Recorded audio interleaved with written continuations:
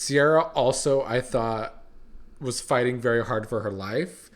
Unfortunately, the faithful this season are just really stupid.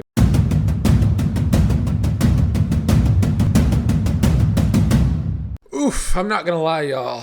This season is limping to an end for me, but I guess that's what happens when you have subpar casting and a really bad twist, because we're left with a cast that is not giving overall. Coming into this episode, the only people truly entertaining me these last few episodes have been Danielle, Tom, and Ciara. And Ciara went home at the end of this episode, so we're now left with Tom and Danielle trying to carry the season.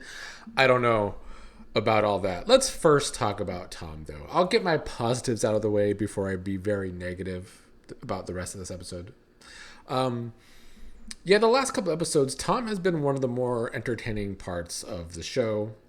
He's just all over the place. He's been all over the place with his assessments of who to vote for as a faithful. And I thought he was going to be killed because of the way the last episode was edited, but he wasn't, thankfully. He was just being overdramatic, which is what I want to see on reality TV. I want to see overdramatics, and Tom is certainly bringing that. And then we got the challenge out of Tom, which was something else. The mission overall was stupid and really over the top, but Tom's edit and him being ridiculous in his humming and singing the song was entertaining, at least. So good on that for Tom.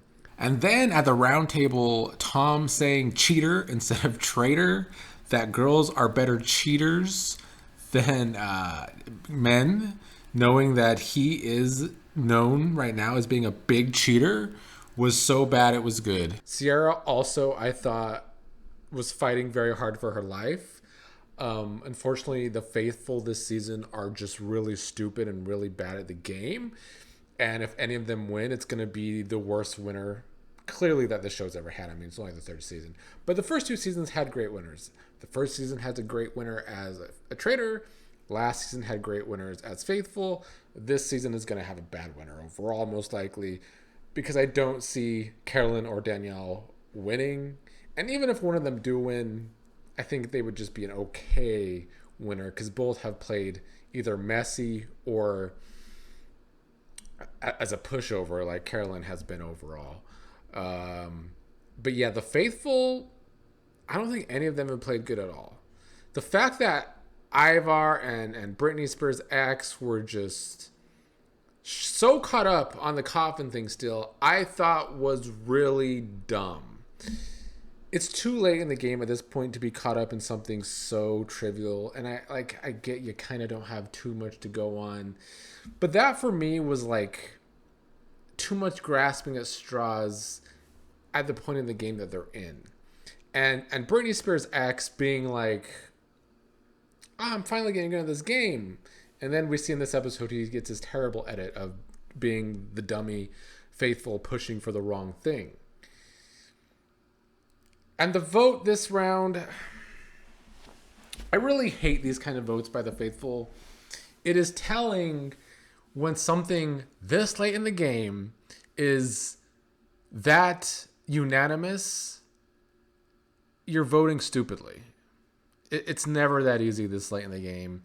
And to not have one faithful truly realize that speaks to the bad gameplay. And I know this game, the Traitors, gets this reputation for it's not the most, the game isn't like super intense and super strategic, but I still think there should be strategies. And we're not seeing it enough out of the faithful or the Traitors. First of all, the Traitors killing off Chrishell over someone like Zac Efron's brother was fucking stupid. And this has been a theme by the Traitors picks this season. At first, they were getting caught up in voting out housewives for really no reason. And then voting out Jeremy because Jeremy was on to Danielle. And then Rob became a traitor and he wanted to vote out all the people after him, which was just so obvious against him. But a lot of the other picks this season have been no real strategy behind them. And I did not see any of the strategy of the Traitors voting out Chriselle, especially over someone like Zac Efron's brother. Especially now that the faithful are catching on to the fact that the Traitors probably a woman left, or two women. I don't understand how they think it's two women. I don't know if that's production interference helping Zac Efron's brother. He does seem to be the favorite of production. Because season 1, season 2 of Traitors US started with 3 traitors. So why Zac Efron's brother suddenly is certain that there's 4 traitors and it was 2 men and 2 women, suspicious to me. But yeah, killing off Chriselle, they said because she was just so faithful, nobody would believe it. But the same could be said for Zac Efron's brother. And if they don't kill off Ivar this week, or Zac Efron's brother, or Britney Spears' ex, then the strategy still is just not strategying. But then they get this option of, should we try to get a new traitor or kill off somebody else? Before I get to that, is there anything else I want to talk about? Let me go over my notes really, really quickly. Was there anything else positive I liked about this episode? No, not really. I mean, I like... Here's my issue with Carolyn and why I don't think she's actually playing a good game. And she also doesn't entertain me because she's irritating me. Her goofiness and her ridiculous faces that she makes starting to get on my nerves more so than be entertaining. But also, she has these good ideas. She was onto getting Britney voted out because it would bring Danielle closer to her and maybe make Danielle actually work with her more than what has happened so far in this game. But she never really pushed for that. This entire season has been Carolyn having mostly good ideas. Not every week as a traitor, but mostly good ideas and then never following through with them or letting herself get pushed over. So now that there's this decision to be made and Carolyn wants to kill someone and Danielle wants to get a new traitor, why should I not expect for there to be a new traitor? Because Carolyn has allowed herself to get bowled over every time. And I wouldn't even be surprised if she lets Danielle have Britney come over and be a new traitor. That would be really stupid of Carolyn. And she knows this. Strategically, it's not smart for her. But will she actually stick to her guns for once? I'm not convinced. But I hope so. As far as them bringing in a new traitor, I think it's just going to help the new traitor. Like, the way the season has transpired, by the way the traitors have played overall, it's only going to help whoever they bring in as a traitor. And maybe the edit has been this whole time that Danielle's just going to help Britney win the game. Because if they bring in Britney as a traitor, nobody is going to vote.